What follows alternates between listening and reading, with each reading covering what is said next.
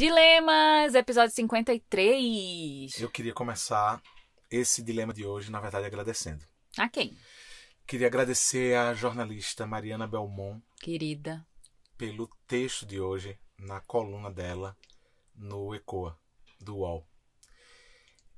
Mariana foi uma das pessoas atingidas, digamos assim, pelo Dilema 52, em que uma Valentina trouxe a solidão para conversar com a gente aqui. O não amor, a possibilidade do não amor.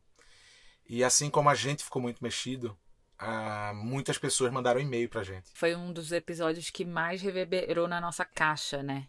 Enzos e Valentinas mandaram inúmeros e-mails falando sobre as suas solidões e foi muito importante a gente ouvir. E culminou com hoje, quinta-feira. Veja só, a gente vai gravar o episódio 53 agora, logo depois de ser atingido pelo texto de Mariana. Procurem, leiam. É bom a gente ver quando o dilema dos outros pode ser o dilema da gente e que a gente pode, a partir dele, começar novos diálogos. Obrigado, Mari, pelo texto. Obrigada, querida.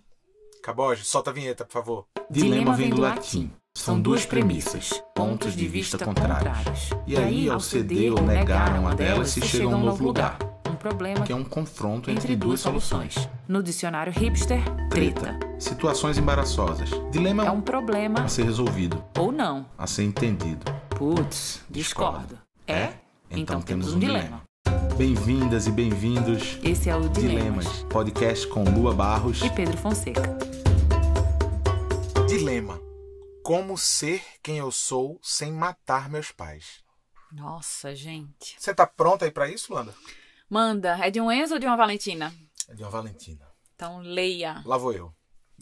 Olá, Lua e Peu, seus lindos. Gente, bom dia pra você também. Como vocês têm passado? A gente tá aqui caminhando sem sair do lugar, Valentina. Sobrevivendo, respirando, respirando. Esteira de academia, né?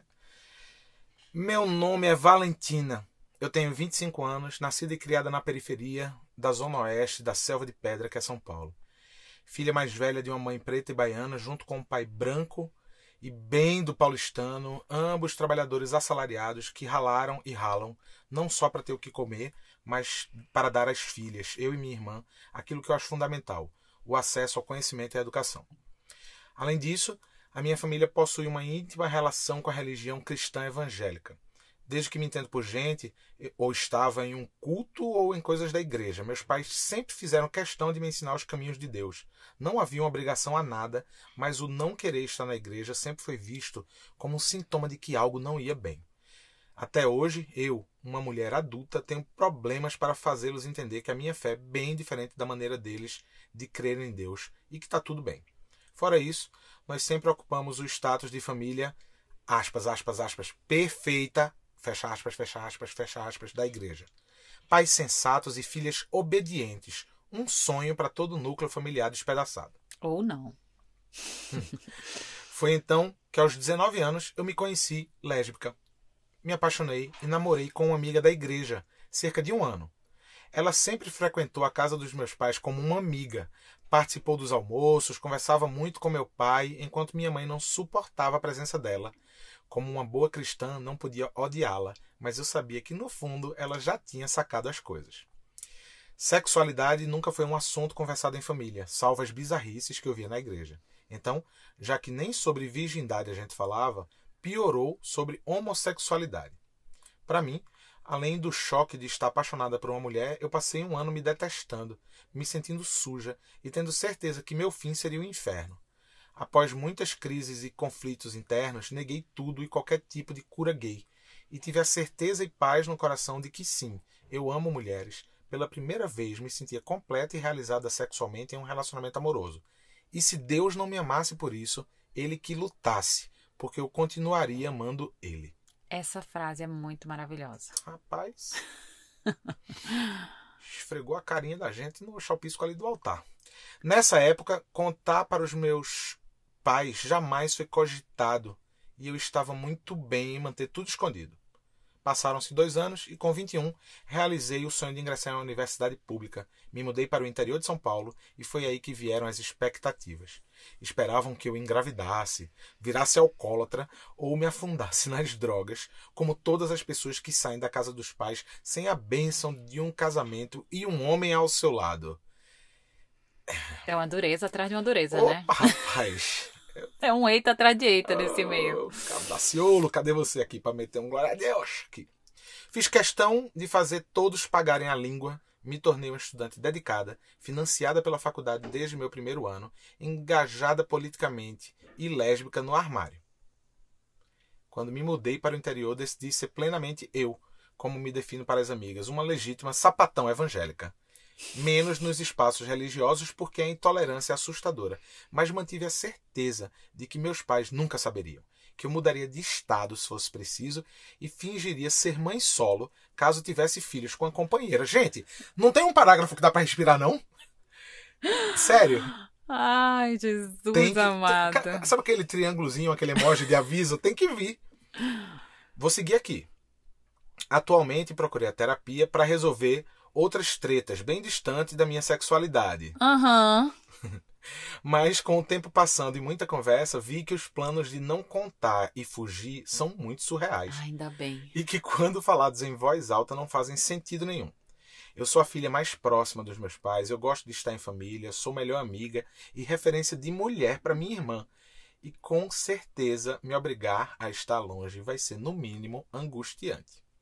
Durante a quarentena, refleti muito sobre o término da faculdade no ano que vem e o voltar para casa. Tenho escondido menos meu atual relacionamento nas redes sociais, tenho contado para amigos próximos e tido reações muito melhores do que imaginei. Mas uma coisa não sai da minha cabeça. Em uma chamada de vídeo com a minha irmã, atenção, gente, após dizer que talvez conte para os nossos pais que sou sapatão, ela soltou a seguinte frase, abre aspas, você vai matar a mãe ou, no mínimo, mandar ela para o hospital, fecha aspas. E eu senti o peso e responsabilidade dessa decisão. Confesso que quis voltar para minha caixinha e ficar lá. Porém, outra metade diz que é preciso ser honesta com as pessoas que mais amo no mundo e deixar que elas lidem com seus monstros e pesadelos. Sinto que a capa da filha perfeita, que sempre me cobriu, tem me enforcado e, no fundo, só não queria decepcioná-los. Então meu dilema é: como ser quem eu sou e não matar meus pais de desgosto? Será mesmo uma péssima ideia fugir e fingir? Será que a igreja vai ser tolerante com meus pais por ter uma filha lésbica que não quer ser, aspas, curada, fecha aspas? Hoje, não frequentamos o mesmo núcleo religioso, pois eu, petista de carteirinha, me recusei a ficar em uma igreja apoiadora do atual desgoverno. Mas ainda assim, sei que minha vida irá impactar diretamente neles e nas relações que temos. De qualquer forma, gostaria de sentar para ouvi-los. Você devia ter dito essa frase assim: sentem aí para me ouvir, no começo do e-mail, Valentina. Um grande beijo e um abraço virtual de uma jovem fã. Manda um cheiro para as crianças. Valentina, seguinte, se for fugir, anota aí meu endereço, vem aqui pra casa. Vem. Que a gente te adota. Eu fico muito mexida com essas coisas, porque me impressiona e me atravessa a violência que está contida na religião. Sim. Me atravessa de um jeito que me dói mesmo, assim, me machuca. É muito surreal. E eu sei que essa Valentina não está sozinha. A gente já recebeu outros dilemas muito parecidos com esse, né? De pessoas querendo assumir a sua sexualidade. Sim. E se sentindo traindo os pais, se sentindo rompendo com os pais, porque vem desse lugar da religião, da igreja. Então eu fico muito... Me dói, assim, eu não consigo conceber a religião como algo que fere a existência do outro. Sim. Porque, ao mesmo tempo, me toca muito a questão da fé e da espiritualidade. Eu acho que ter fé e ser espiritualizado é algo que faz a gente levantar da cama diariamente. É aquela crença no imponderável, no que a gente não explica. E acho que a gente está muito distante de cultivar essas coisas. E por isso a vida se torna muito mais difícil do que ela é. essa fé e essa espiritualidade, elas dão um conforto psíquico de fazer a gente enxergar a esperança. Sim. Então, para mim, a fé e a espiritualidade são coisas muito importantes. Eu acho que ela conseguiu construir isso, mesmo com tanta opressão. Quando ela diz, eu vou continuar amando Deus, e se ele não quiser me amar, ele que lute, isso é muito sensacional, é muito esclarecido da parte dela. Que é, a minha fé me move. E eu reverencio um Deus ou a Deus porque isso me faz bem. Então é muito bonito, é muito forte, assim, eu fico emocionada com isso. Mas eu não consigo lidar com essa violência que é maquiada, né, do bem, do amor. Não é. Então me embrulha um pouco. É muito violento para ser amor, né? É. Eu ia partir daí. Deus que lute. Deus que lute.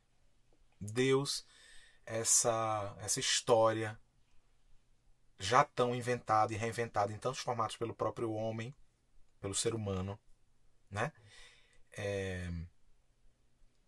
Em tantos tempos históricos, né? De tantas formas diversas. Deus que não era único num passado remoto, que eram deusas e deuses múltiplos e múltiplas, né? Depois essa necessidade de criar o monoteísmo, esta única imagem que você tem que lutar pelo amor dele. Não. Contem essa história direito. Contem essa história direito, seres humanos. Se existe esse espaço, essa energia chamada Deus, e se esse Deus ou essa deusa criou alguma coisa, ela não espera nada da gente, não.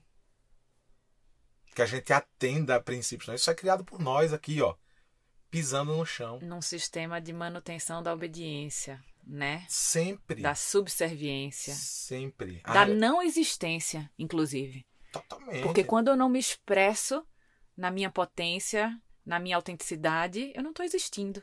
Sim. Sim. E aí o que eu queria muito falar nessa história, né? Deus que lute, é que se esta é sua fé e sua religiosidade, e se é nisso que você acredita, isso te faz acordar, que possa ser você acordar e existir como você realmente deseja existir. Entender essa religiosidade como um processo de libertação e não de prisão. Porque fugir e fingir não pode ser uma opção na vida das pessoas. E é muito engraçado, né? Porque eu acho que a pouca idade ou a jovem idade faz com que a gente crie essas narrativas de fuga, né? Não, vou esconder, vou ser mãe solo, vou dizer que... vou tropeçar aqui e dizer que é minha amiga durante 55 anos. Essas narrativas fantasiosas, elas cabem quando elas estão nesse lugar da fantasia. Sim. Porque viver uma mentira não é honesto com ninguém que está ao seu redor. E não tem aquela história de Deus tá vendo? Não falam isso? Deus tá vendo. Então, velho, se Deus tá vendo... Tá vendo. Ele já tá contigo, ele já tá abraçado contigo, com a tua história. Essa perspectiva é maravilhosa, porque se Deus tá vendo, ele tá vendo tudo que acontece em todo lugar. Onipresente e onipotente. Então ele tá dentro do seu quarto. Junto com você, ele tá apoiando vocês. Ele tá dentro do seu quarto na hora que você transa com a sua Valentina. Deus tá com a camisa, Valentina, tô contigo. Os outros que lutem. Imagina Deus. Porque como é que você vê Deus? Vê ele cabeludão, eu vejo Deus cabelos ao vento, assim. Eu vejo, ele tipo o vendedor história, de miçanga. Isso, também, vejo. Caramba, eu vejo Deus com um pau de chuva. Muito. Adoro pau de chuva. Na cachoeira. Tô falando sério, sozinho na cachoeira, moro na cachoeira. Deus tá com uma camiseta, com as miçangas assim no braço de pulseira, com a camiseta escrito, Valentina, tô contigo. Sério, Deus tá vendo. Porque quando eu penso nesse Deus, é a representação do amor incondicional, que a gente desconhece. É isso. A gente não sabe. É essa intangibilidade de Deus que é maravilhosa. Ele vai nos amar independente do que a gente é, gente. Deus é muito lindo. E o homem, né? O homem, a mulher, pais e mães, tentam reproduzir esse discurso desse amor incondicional, que teoricamente só esse Deus ama incondicionalmente, né? E a gente não sustenta. Não.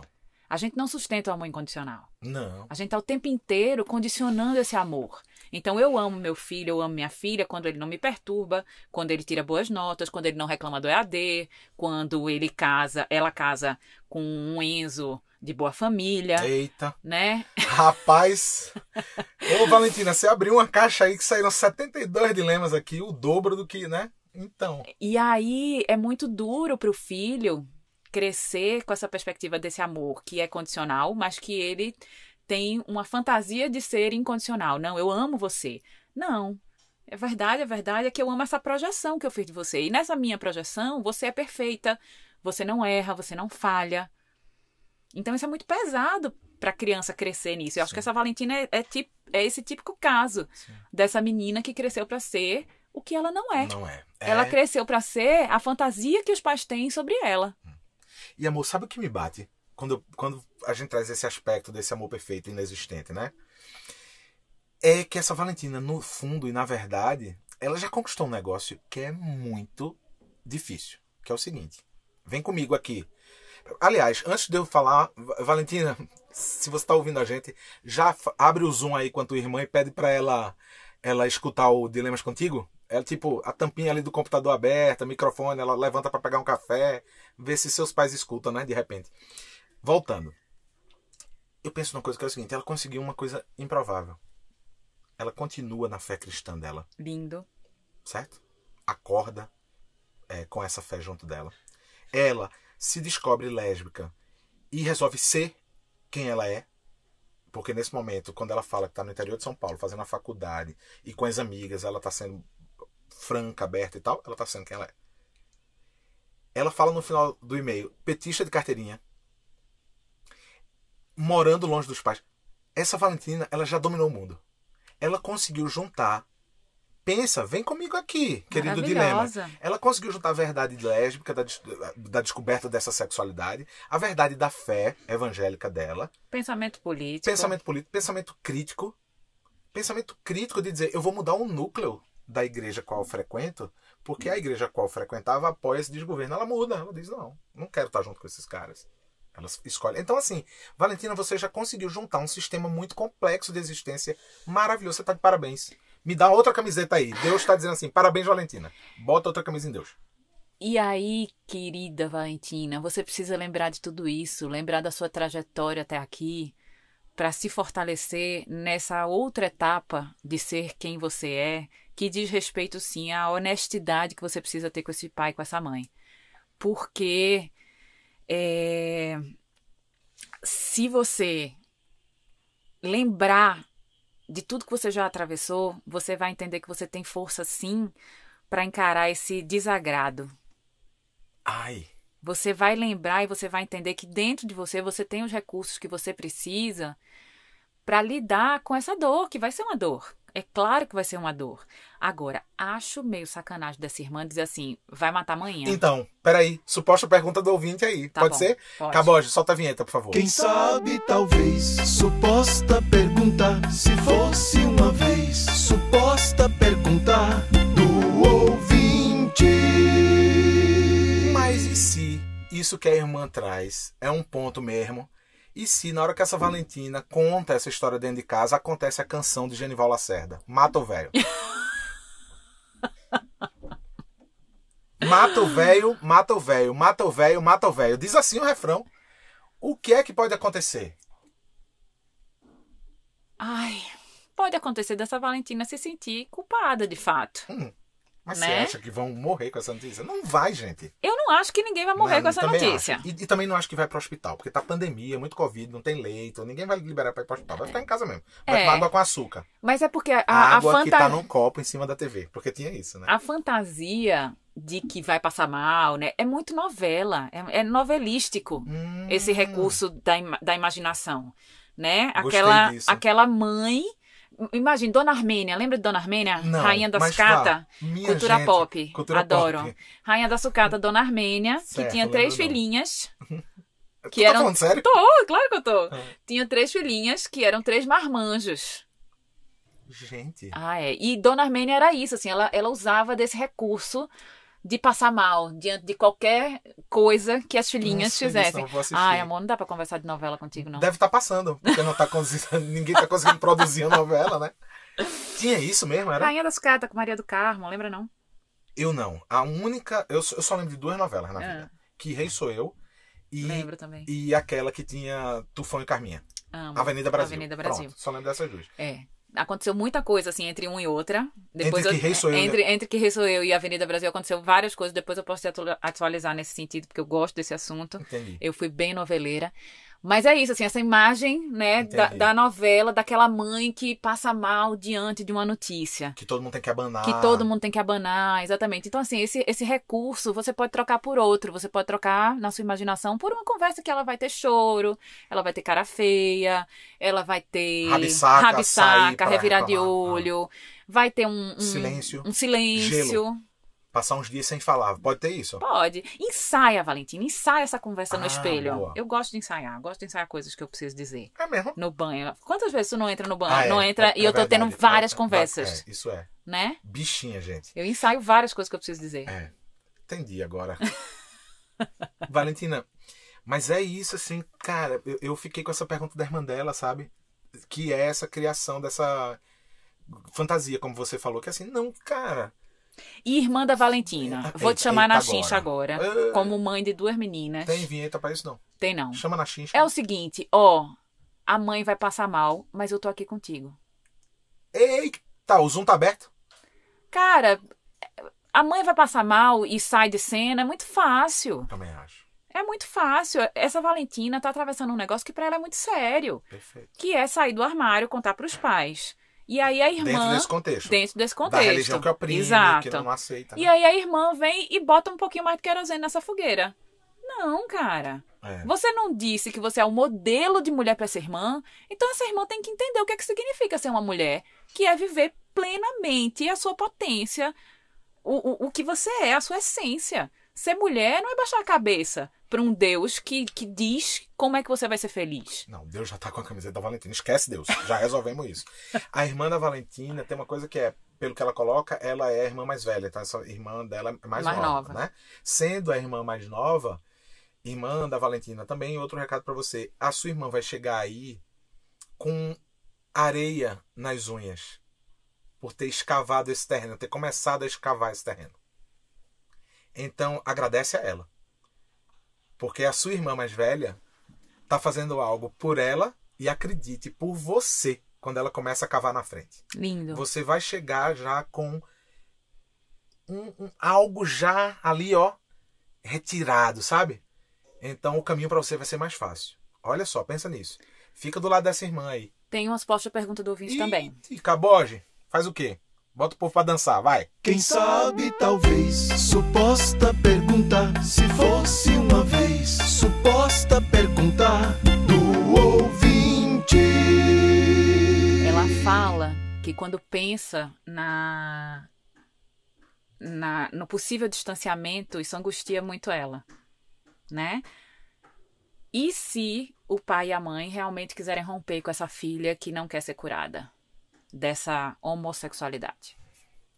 Aí vem aquele recado que é o recado que eu acho que a gente tenta dar até para os nossos filhos e filhas, por enquanto, como quem conversa com crianças entre 3 e 12 anos, mas que eu tenho certeza que no futuro ele vai para esse tom que talvez agora, Valentina, eu responda essa suposta pergunta do ouvinte, que é o seguinte.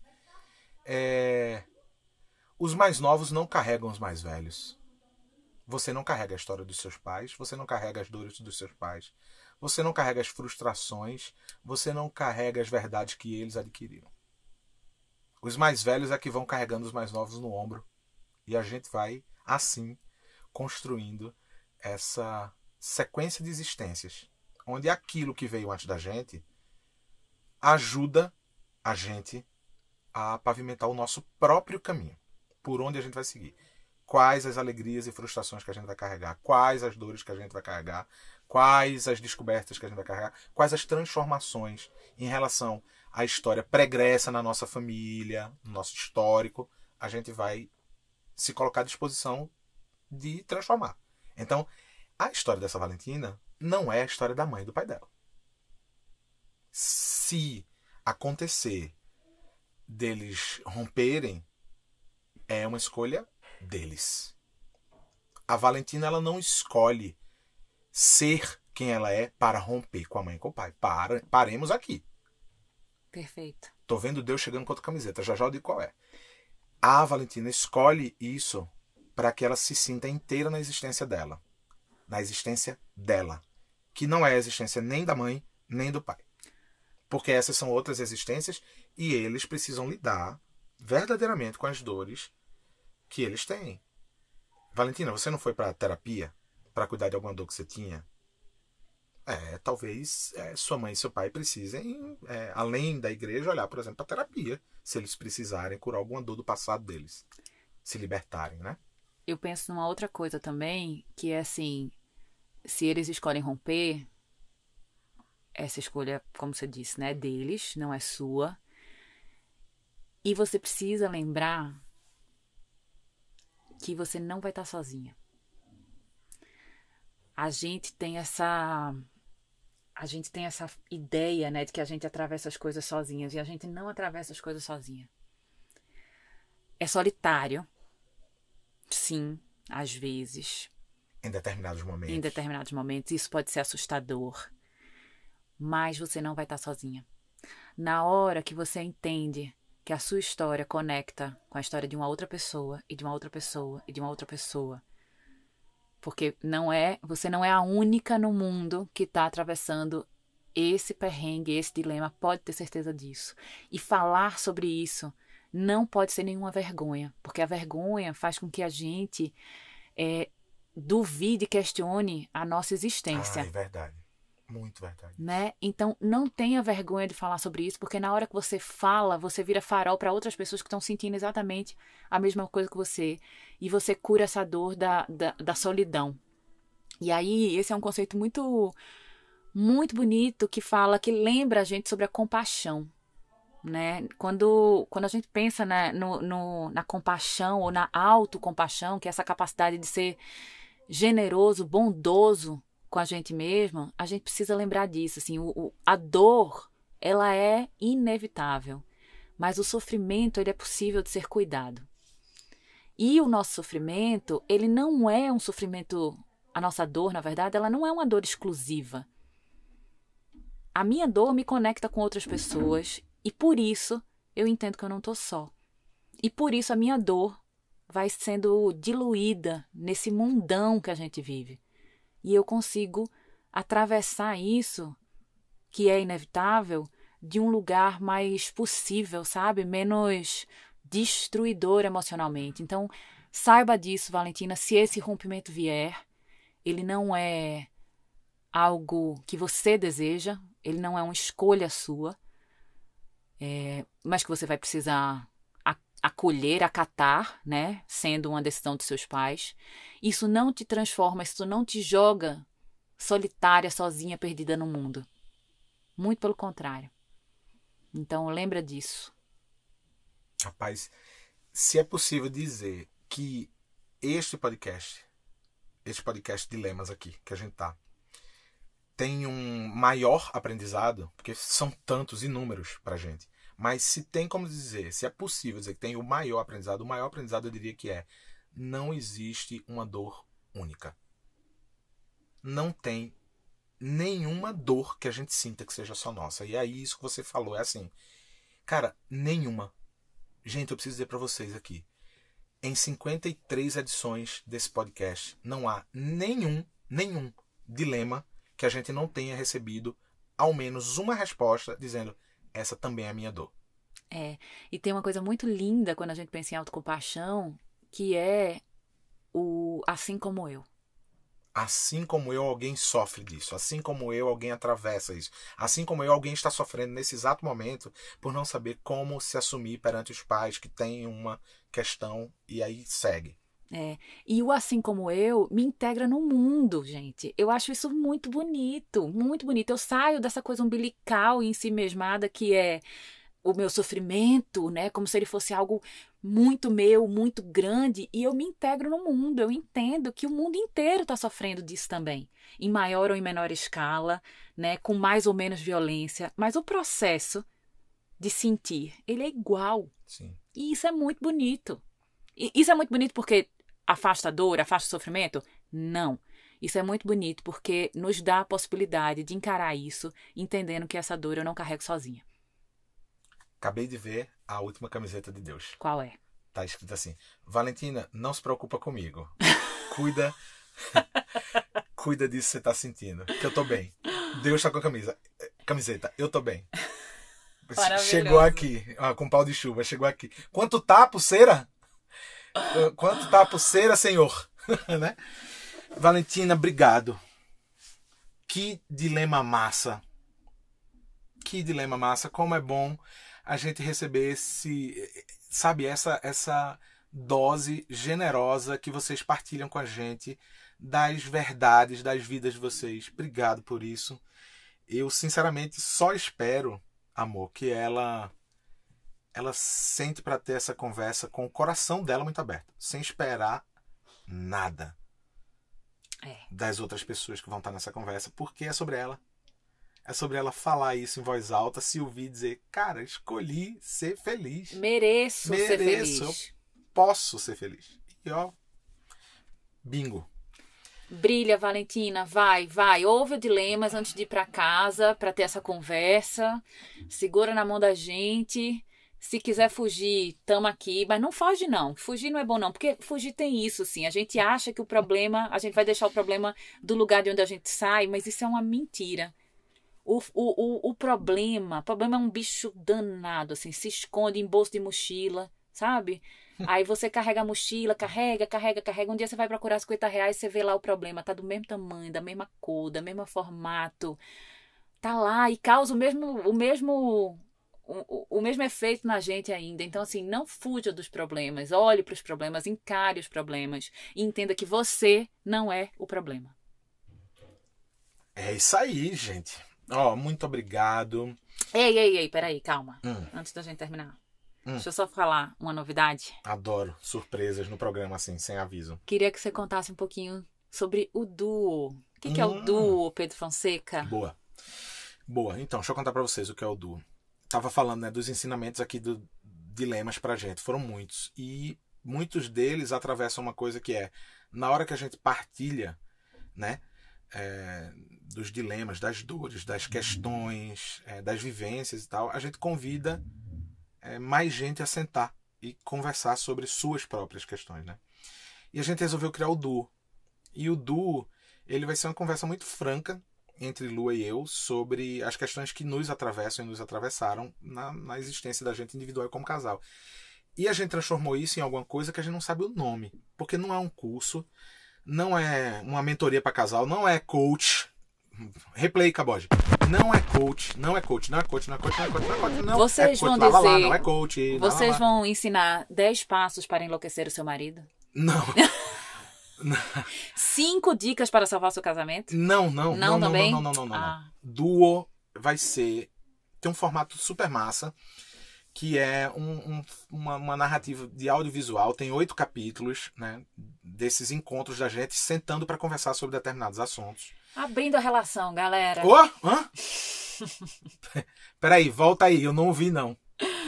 Oi? E a gente vai passar por temas que são muito interessantes, né? Assim, a gente vai ter esses 8 conteúdos de audiovisual, né, em formato de vídeo. E a gente também vai ter, durante o mês de outubro, 4 encontros, uma vez por semana, com as pessoas que vão fazer parte desse percurso com a gente. Então a gente vai falar no capítulo 1, a gente fala como a gente chegou até aqui, nossa história. No capítulo 2, a gente vai falar sobre as questões individuais e as questões de casal. No capítulo 3, a gente vai falar sobre amor e sexo. No capítulo 4, eu entro falando sobre anatomia da dor. No capítulo 5, eu entro falando da arqueologia do afeto. Depois tem trabalho versus família. Depois, ancestralidade e futuro. E para encerrar, a gente fala sobre o porvir. Como é que fica daqui para frente? Que caminhos se abrem a partir da nossa disponibilidade para o diálogo? Ai, que bom. Que bom que você lembrou. O Duo vai acontecer em outubro. As inscrições estão abertas lá no redeamparo.com.br. Todas as informações, está tudo lá. Repito, não é somente para casal. Não é. É para qualquer pessoa que queira falar sobre relações humanas, relações a 2, a 3, enfim. Né? Você escolhe. Você escolhe o seu modelo. E quem quiser mandar dilemas, como é que faz? Você pode mandar um e-mail para luabarros@redeamparo.com.br Ou para oi@pedrinhofonseca.com.br. Escreve pra gente, que a gente adora receber dilemas. Já está. É isso? É isso. Gravando aqui quase tempo real. Esse episódio vai subir. Gravando na própria quinta-feira, dia 3 de setembro. Por que? Tá corrido? Você tá com muita coisa? Não. Tá suave? Tô sem job. Sem tá job. Tranquilão aqui. Não tá acontecendo nada. Gente, um beijo enorme pra vocês. Até quinta que vem. Mais uma vez, Mari, obrigado pela coluna de hoje no Ecoa do UOL. Muito massa ler seu texto. Arrasou, Mari. Sabe que a primeira coisa que eu fiz foi encaminhar pra Valentina, do Dilema da semana passada. E recebi um audião dela. Obrigado por isso. Obrigado, gente. Até quinta que vem. Um beijo, até quinta. Solta a vinheta, acabou. Dilemas. Mostre os seus que a gente mostra os nossos.